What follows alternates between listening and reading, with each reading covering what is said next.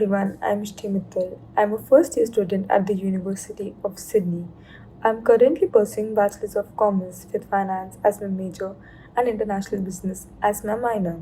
Today, I'm gonna walk you through my university life, how I managed my finances, academics, and admissions.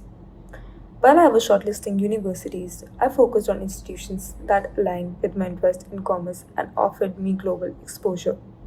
The University of Sydney stood out for me for its academic reputation, high global rankings, high employability rate, and industry connections. The process was pretty straightforward. It mostly asked for my Class 12 board examination marks and English proficiency test, from which I submitted my IELTS score.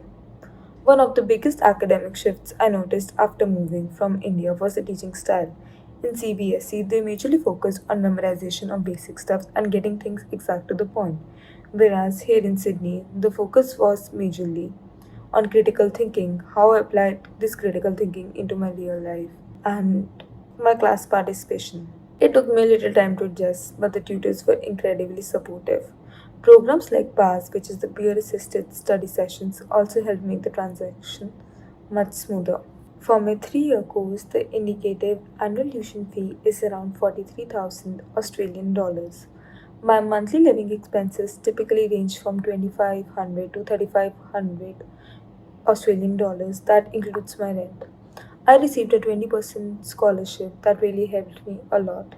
Currently, I reside at the Sydney University Village in a 5 BHK apartment.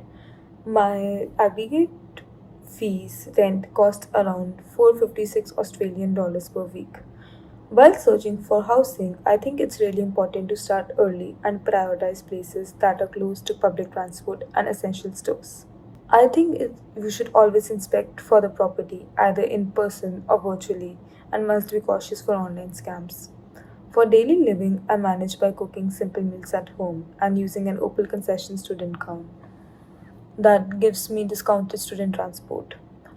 And for me, I think Splitwise was my lifesaver as it helped me keep my budget in track and helped me divide all my house groceries and all the essential miscellaneous stuff. Coming to the cultural and social adjustments, the first few weeks were a mix of emotions. I was feeling nervous and excited at the same time. There were definitely some cultural shocks that came my way, like the shops closing early in the evening or the slower pace of life as compared to where I lived. I sometimes felt homesick, especially during festivals, but the regular video calls with my family helped me stay grounded. Making friends in university was much easier than I expected. Before coming to the university, many of us connected at the pre departure event organized by our university in our home cities. There we met and connected and met our people. That gave us a sense of familiarity. The orientation week, which started 2 weeks before classes, also helped us meet our likewise people, and it was packed with fun events and activities that made it easy to meet new people and settle easily. Coming to career development, I haven't taken up any internships or part time roles yet, as I've been focusing on settling in and adjusting to the university life. However, I've started exploring the options available through the University of Sydney's Career Hub and the Job Smart program. These programs offer great resource for international students.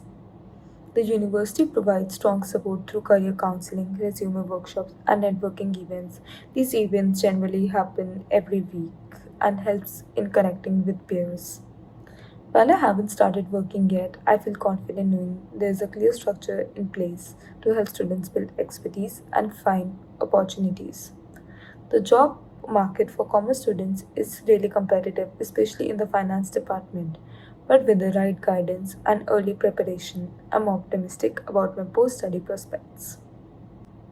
And advice for aspiring Indian students, like one thing I wish someone had told me before I left is that it's okay to not have everything figured out right away. It takes time to adjust. Settling in takes time, and it's normal to feel overwhelmed and out of place in the beginning. But I feel like it gets better with every small single step you take. A common myth is that studying abroad will be easy if you're fluent in English.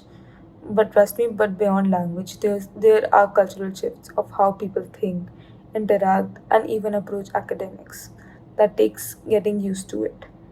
One piece of practical advice I'd give is start building connections early, whether it's reaching out to seniors, attending pre departure events, or joining online student groups.